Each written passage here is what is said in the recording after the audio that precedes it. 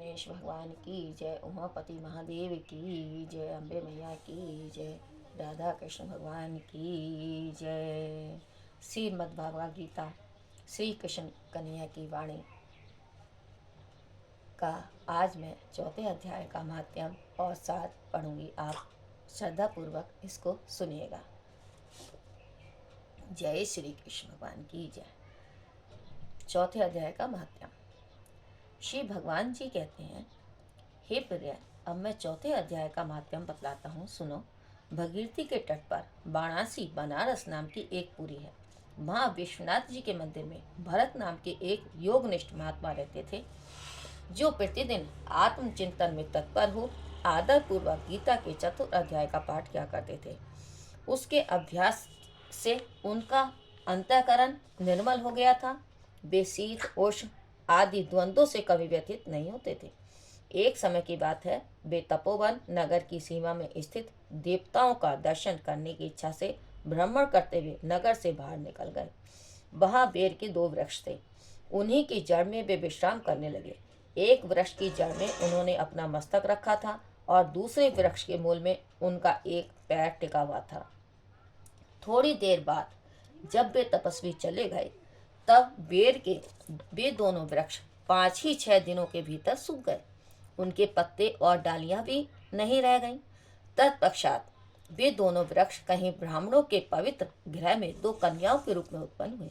वे दोनों कन्याएं जब बढ़कर 7 वर्ष की हो गईं, तब एक दिन उन्होंने दूर देशों में घूमकर आते हुए भरत मुनि को देखा। उन्हें देखते ही वे दोनों उनके चरणों में पड़ गईं और मीठी वाणी में बोली, हे मुनि, आपकी ही कृपा से हम दोनों का उद्धार हुआ है। हमने बेर की योनि त्याग कर मानव शरीर प्राप्त किया है। उनके इस प्रकार कहने पर मुनि को बड़ा विस्मय हुआ। उन्होंने पूछा, हे पुत्रियों, मैंने कब और किस साधन से तुम्हें मुक्त किया था? साथ ही यह भी बताओ कि तुम्हारे बेर के वृक्ष होने में क्या कारण था, क्योंकि इस विषय में मुझे कुछ भी ज्ञात नहीं है। तब वे कन्याएं पहले उन्हें अपने बेर हो जाने का कारण बताती हुई बोली, हे मुनि, गोदावरी नदी के तट पर छिन पाप नाम का एक उत्तम तीर्थ है, जो मनुष्यों को पुण्य प्रदान करने वाला है। वह पावनता की चरम सीमा पर पहुंचा हुआ है। उस तीर्थ में सत्यतपा नामक एक तपस्वी बड़ी कठोर तपस्या कर रहे थे। वे ग्रीष्म ऋतु में प्रज्वलित अग्नियों के बीच में बैठते थे। वर्षा काल में जल की धाराओं से उनके मस्तक के बाल सदा भीगे रहते थे, मतलब गीले ही रहते थे उनके बाल, तथा जाड़े के समय जल में निवास करने के कारण उनके शरीर में हमेशा रोंगटे खड़े रहते थे। वे बाहर भीतर से सदा शुद्ध रहते थे। समय पर तपस्या करते तथा मन और इंद्रियों को संयम में रखते हुए परम शांति प्राप्त करके आत्मा में ही रमण करते थे। वे अपनी विद्वता के द्वारा जैसा व्याख्यान करते थे, उसे सुनने के लिए साक्षात ब्रह्मा जी भी प्रतिदिन उनके पास उपस्थित होते और प्रश्न करते थे। ब्रह्मा जी के साथ उनका संकोच नहीं रह गया था, अतः उनके आने पर भी वे सदा तपस्या में मगन रहते थे। परमात्मा के ध्यान में निरंतर संलग्न रहने के कारण उनकी तपस्या सदा बढ़ती रहती थी। सत्यतपा को जीवन मुक्त के समान मानकर इंद्र को अपने समृद्धिशाली पद के संबंध में कुछ भय हुआ। तब उन्होंने उनकी तपस्या में सैकड़ों विघ्न डालने आरंभ कर दिए। अप्सराओं के समुदायों से हम दोनों को बुलाकर इंद्र ने इस प्रकार आदेश दिया, तुम दोनों उस तपस्वी की तपस्या में विघ्न डालो, जो मुझे इंद्र पद से हटाकर स्वयं स्वर्ग का राज्य भोगना चाहता है। इंद्र का यह आदेश पाकर हम दोनों उनके सामने से चलकर गोदावरी के तीर पर, जहाँ वे मुनि तपस्या करते थे, आई। वहाँ मंद एवं गंभीर स्वर से बजते हुए मृदंग और मधुर वेणुनाद के साथ हम दोनों ने अन्य अप्सराओं सहित मधुर स्वर में गाना आरंभ कर दिया। इतना ही नहीं, उन योगी महात्मा को बस में करने के लिए हम लोग स्वर, ताल और लय के साथ नृत्य भी करने लगी। बीच बीच में जरा जरा सा अंचल खिसकने पर उन्हें हमारी छाती भी दिख जाती थी। हम दोनों की उन्मत्त गति काम भाव का उद्दीपन करने वाली थी, किंतु उसने उन निर्विकार चित्त वाले महात्मा के मन में क्रोध का संचार कर दिया। तब उन्होंने हाथ से जल छोड़कर हमें क्रोधपूर्वक शाप दिया। अरे तुम दोनों गंगा जी के तट पर बेड़ के वृक्ष हो जाओ। यह सुनकर हम लोगों ने बड़ी विनय के साथ कहा, हे महात्मन, हम दोनों पराधीन थे, अतः हमारे द्वारा जो दुष्कर्म बन गया है उसे आप क्षमा करें। यो कहकर हमने मुनि को प्रसन्न कर लिया। तब उन पवित्र चित्त वाले मुनि ने हमारे शापोद्धार की अवधि निश्चित करते हुए कहा, भरत मुनि के आने तक ही तुम पर यह शाप लागू होगा। उसके बाद तुम लोगों को मृत्यु लोक में जन्म होगा और पूर्व जन्म की स्मृति बनी रहेगी। हे मुनि, जिस समय हम दोनों बेर वृक्ष के रूप में खड़े थे, उस समय आपने हमारे समीप आकर गीता के 4 अध्याय का जप करते हुए हमारा उद्धार किया था। अतः हम आपको प्रणाम करती हैं। आपने केवल शाप से ही नहीं, इस भयानक संसार से भी गीता के 4 अध्याय का पाठ द्वारा हमें मुक्त कर दिया। श्री भगवान कहते हैं, उन दोनों के इस प्रकार कहने पर मुनि बहुत ही प्रसन्न हुए और उनसे पूजित हो विदा लेकर जैसे आए थे वैसे ही चले गए। तथा वे कन्याएं भी बड़े आदर के साथ प्रतिदिन गीता के 4 अध्याय का पाठ करने लगी, जिससे उनका उद्धार हो गया। बोल श्री कृष्ण भगवान की जय, राधा रानी की जय। ओम श्री परमात्मे नमः। 4 अध्याय का सार सुनिएगा। इसके उपरांत श्री कृष्ण महाराज बोले, हे अर्जुन, मैंने अविनाशी योग को कल्प के आदि में सूर्य के प्रति कहा था और सूर्य ने अपने पुत्र मनु के प्रति कहा और मनु ने अपने पुत्र राजा इक्ष्वाकु के प्रति कहा। इस प्रकार परंपरा से प्राप्त हुए इस योग को राज ऋषियों ने जाना, परंतु हे अर्जुन, वह योग बहुत काल से इस पृथ्वी लोक में लोप हो गया था। वही यह पुरातन योग अब मैंने तेरे लिए वर्णन किया है, क्योंकि तू मेरा भक्त और प्रिय सखा है, इसलिए। तथा यह योग बहुत उत्तम और रहस्य अर्थात अति मर्म का विषय है। इस प्रकार भगवान श्री कृष्ण महाराज के वचन सुनकर अर्जुन ने पूछा, हे भगवान, आपका जन्म तो आधुनिक अर्थात अब हुआ है। आपका जन्म तो आधुनिक अर्थात अब हुआ है और सूर्य का जन्म बहुत पुराना है, इसलिए इस योग को कल्प के आदि में आपने कहा था, यह मैं कैसे जानूं। इस पर श्री कृष्ण महाराज बोले, हे अर्जुन, मेरे और तेरे बहुत से जन्म हो चुके हैं, परंतु हे परम तत्व, उन सबको तू नहीं जानता और मैं जानता हूँ। मेरा जन्म प्राकृत मनुष्यों के सदृश नहीं है। मैं अविनाशी स्वरूप अजन्मा होने पर भी तथा सब भूत प्राणियों का ईश्वर होने पर भी अपनी प्रकृति को अधीन करके योग माया से प्रकट होता हूँ। हे भरत, जब जब धर्म की हानि और अधर्म की वृद्धि होती है, तब तब ही मैं अपने रूप को रचता हूँ अर्थात प्रकट करता हूँ, क्योंकि साधु पुरुषों का उद्धार करने के लिए और दूषित कर्म करने वालों का नाश करने के लिए तथा धर्म स्थापन करने के लिए युग युग में प्रकट होता हूँ। इसलिए हे अर्जुन, मेरा यह जन्म और कर्म दिव्य अर्थात अलौकिक है। इस प्रकार जो पुरुष तत्व से जानता है, वह शरीर को त्याग कर फिर जन्म को नहीं प्राप्त होता, किंतु मुझे ही प्राप्त होता है।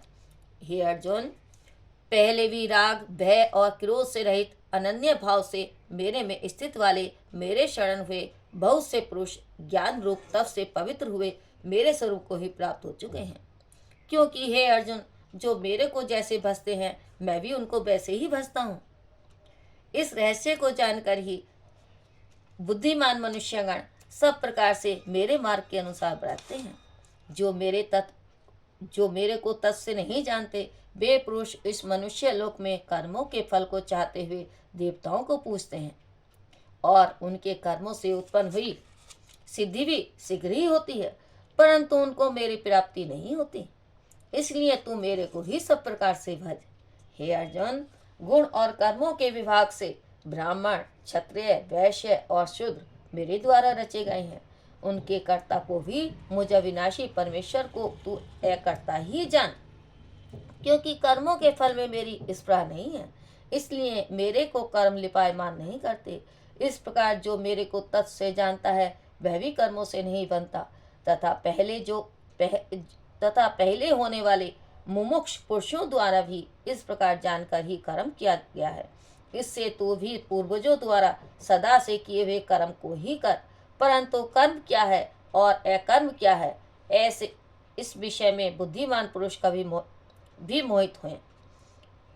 कर्म क्या है अकर्म क्या है, इस विषय में बुद्धिमान पुरुष भी मोहित हैं।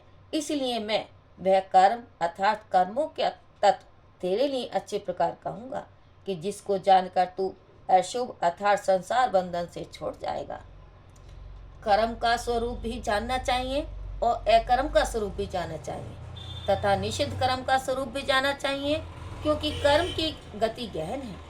जो पुरुष कर्म में अर्थात अहंकार रहित की हुई संपूर्ण चेष्टाओं में अकर्म अर्थात वास्तव में उनका न तो होना पना देखें, और जो पुरुष अकर्म में अर्थात अज्ञानी पुरुष द्वारा किए हुए संपूर्ण क्रियाओं के त्याग में भी कर्म को अर्थात त्याग रूप क्रिया को देखें, वह पुरुष मनुष्यों में बुद्धिमान है और वह योगी संपूर्ण कर्मों को करने वाला है।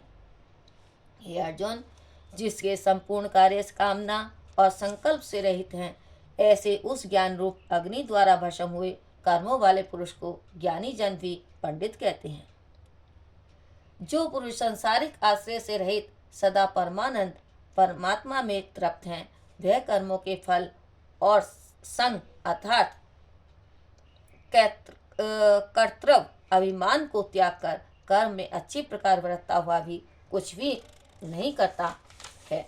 जीत लिया है अंतःकरण और शरीर जिसने, और त्याग दी है संपूर्ण भोगों की सामग्री जिसने, ऐसा आशा रहित पुरुष केवल शरीर संबंधी कर्म को करता हुआ भी पाप को नहीं प्राप्त होता।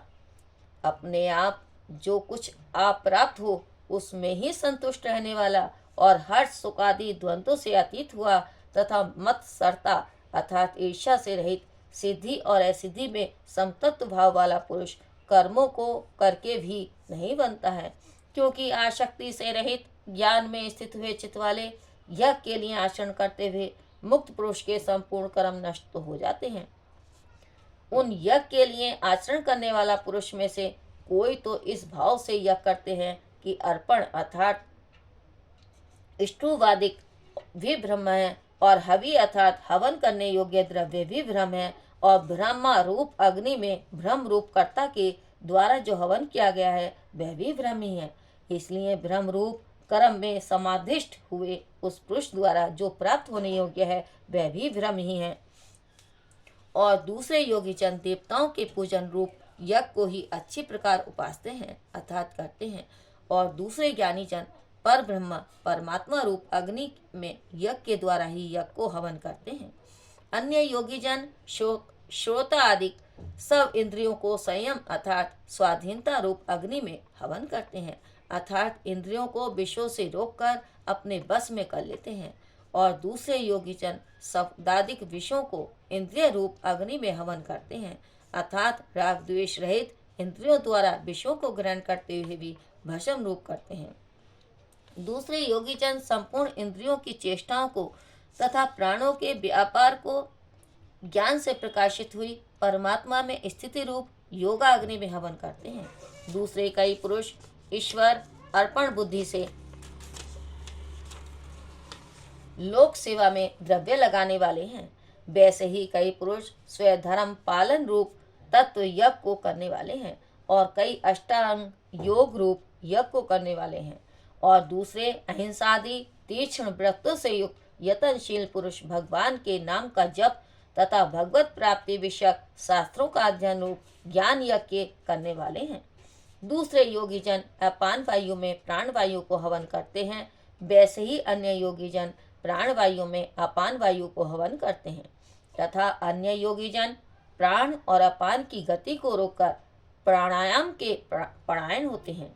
दूसरे नियमित आहार करने वाले योगी जन प्राणों को प्राणों में ही हवन करते हैं। इस प्रकार यज्ञों द्वारा नाश हो गया है पाप जिनका, ऐसे यह सब ही पुरुष यज्ञों को जानने वाले हैं।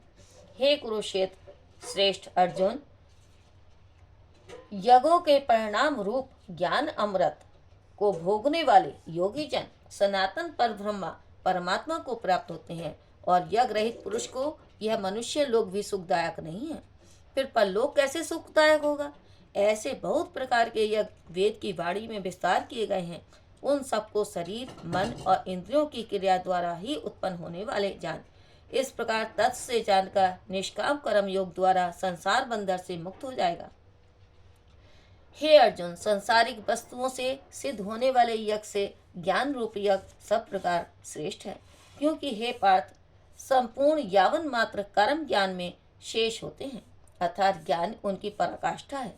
इसलिए तत्व को जानने वाले ज्ञानी पुरुषों से भली प्रकार दंडवत प्रणाम तथा सेवा और निष्कपट भाव से किए हुए प्रश्न द्वारा उस ज्ञान को जान। वे मर्म को जानने वाले ज्ञानी जान तुझे उस ज्ञान का उपदेश करेंगे कि जिसको जानकर तू फिर इस प्रकार मोह को प्राप्त नहीं होगा। और हे अर्जुन,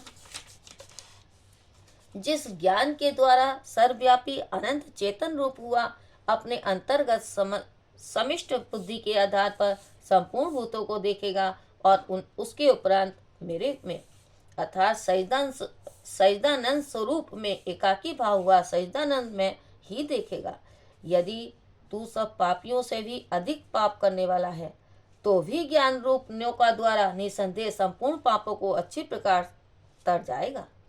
हे अर्जुन, जैसे प्रज्वलित अग्नि ईंधन को भस्म कर देता है, वैसे ही ज्ञान रूप अग्नि संपूर्ण कर्मों को भस्म कर देती है।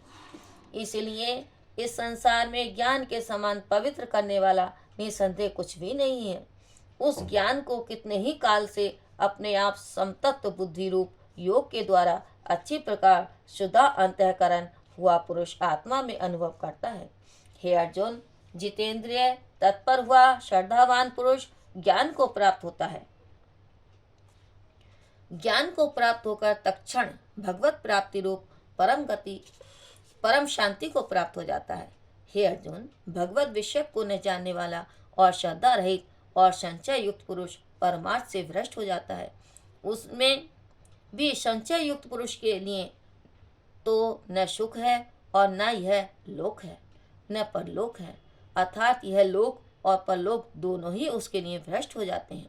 हे धनंजय, समतत्व बुद्धि रूप योग द्वारा भगवत दर्पण कर दिए हैं संपूर्ण कर्म जिसने और ज्ञान द्वारा नष्ट हो गए हैं सब संचय जिसके, ऐसे परमात्मा परायण पुरुष को कर्म नहीं मानते हैं। इससे हे भरतवर्षी अर्जुन, तू समतत्व बुद्धि रूप योग में स्थित हो और अज्ञान से उत्पन्न हुए हृदय में स्थित इस अपने संचय को ज्ञान रूप तलवार द्वारा छेदन करके युद्ध के लिए खड़ा हो। बोल श्री कृष्ण भगवान की जय। जय भगवत गीते, जय भगवत गीते। हरि कमल बिहान सुंदर सुपुनीते। जय भगवत गीते। कर्म सुमर्म प्रकाश निकामा शक्ति हरा। तत्व ज्ञान विकास विद्या ब्रह्म परा। जय भगवत गीते। निश्चल भक्ति विनायन निर्मल मलहारी। शरण रहे शप्रदायन संविद सुकारी। जय भगवत गीते। राग द्वेष विदारण कारण मोद सदा। भय हारण तारण परमानंद प्रदा। जय भगवत गीते। असुर भाव विनाशनि नाशनि तम रजनी। देवी सदगुण दायनि हरि रसिकासनि। जय भगवत गीते। समता त्याग सिखामनि हरि मुखी बानी। सकल शास्त्र के स्वामिनि श्रुतियों की रानी। जय भगवत गीते। दया सुधावर सामने मातु के टाके। जय हरिपद प्रेम दान करे। हरिपद प्रेम दान अपनों कर ले। जय जय भगवत गीते। जय भगवत गीते। जय भगवत गीते। हरि कमल विहान सुंदर सोपुनीते। जय भगवत गीते। जय भगवत गीते। बोल भगवत गीता मैया की जय। कपूर गौरम कर्णातनम संसार सरम भुजेन्द्रहरम सदा वसंतम विद्यारविंदे भवानी से कुनामी। मंदार माला कुलिताल गाय कपाल वाला शेखर दिव्याम राय जय गुणाय नमे शिवाय जय नमे शिवाय।